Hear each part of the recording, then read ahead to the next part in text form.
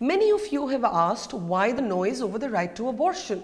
Abortion has been legal in India for decades, you say. So why the fuss? What's the problem? Isn't this a Western debate? No, it is not. And here's why. Apart from needless stigmatization, our laws need to catch up and modernize.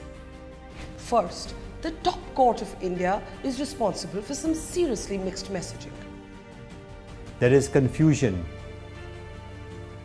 among judges themselves as to what to do. And there's confusion in society, so women are very confused as to what to do. And they're getting conflicting advice, legal advice from different people as to what they can or cannot do. So it's not a good situation. It's better than before.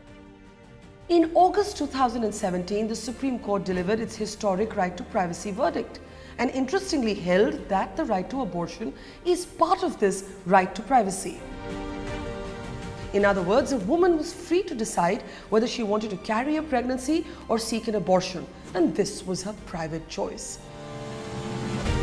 But then, in July 2018, a different bench of the same court rejected a plea by a woman who was 25 weeks pregnant. The woman said that she's a victim of domestic violence and was seeking separation from her husband, but the court did not accept her petition for an abortion, observing that aborting a healthy fetus is akin to murder. The fact that the Supreme Court is talking like this or is thinking like this, even though it's not writing that, and the same court from where the right to privacy judgment has come, and a number of other judgments before that have come, which have identified and acknowledged women's reproductive rights, women's right to health generally, right to life generally. It is very disturbing that suddenly now you are not willing to look at the woman who's standing in front of you as the human being who has rights, and instead choose to talk about the fetus, which is not even a person yet. This confused signaling by the Supreme Court is not the only problem with the law. Under the Indian Penal Code, a woman who attempts an abortion herself is potentially a criminal. I bet you didn't know that, and nor did I at first. But the IPC actually says that if a miscarriage is induced for any reason but saving the life of a woman, it is punishable with a jail sentence from 3 to 7 years. Now juxtapose this with the harsh truth. 78% of 15.6 million abortions took place outside of any health facility in 2015. Most of these were medical abortions. What does this mean? It means that millions of Indian women are actually taking abortion into their own hands and can be treated as criminals by the law. The abortion law protects the doctor from the Indian Penal Code. So all the abortion law does is it says, I can do an abortion and not be prosecuted under the Indian Penal Code, but if I wasn't a doctor and I was anyone else, I would be prosecuted and punished under the Indian Penal Code.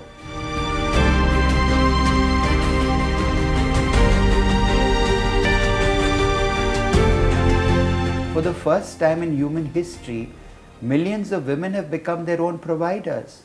For the first time in human history, women are doing abortions themselves. We have to recognize this. And the first thing the law needs to do is either decriminalize abortions or at least decriminalize it for the woman. And finally, we're a country in denial about the fact that young adults under the age of 18 might be having sex and yes, might get pregnant. And while of course abortion is not contraception and cannot be used interchangeably as contraception, we cannot turn our gaze away from the truth. And the truth is this, that the POCSO Act actually treats all pregnancies under the age of 18, even if from consensual sex, as a consequence of sexual assault. This means that if a 17-year-old walks into a doctor's clinic and wants an abortion, the doctor is obliged legally to report that to the police. Because of this, many doctors are hesitant to perform the abortion. A lot of children in the age group 16 to 18 are having sex these days, and I think quite legitimately so. It's time we consider the age of, the minimum age for having sex. So the POCSO Act, that provision which requires a doctor to immediately tell the police on fear that the doctor would be punished for not reporting has to be re-looked again, and a gentler provision is needed to be brought in. Something else that doesn't criminalize sex in the age group 16 to 18.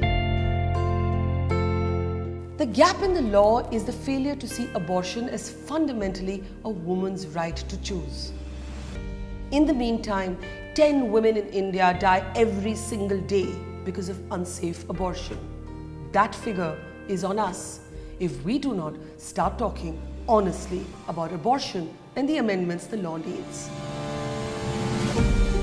Let's talk abortion. My body, my choice.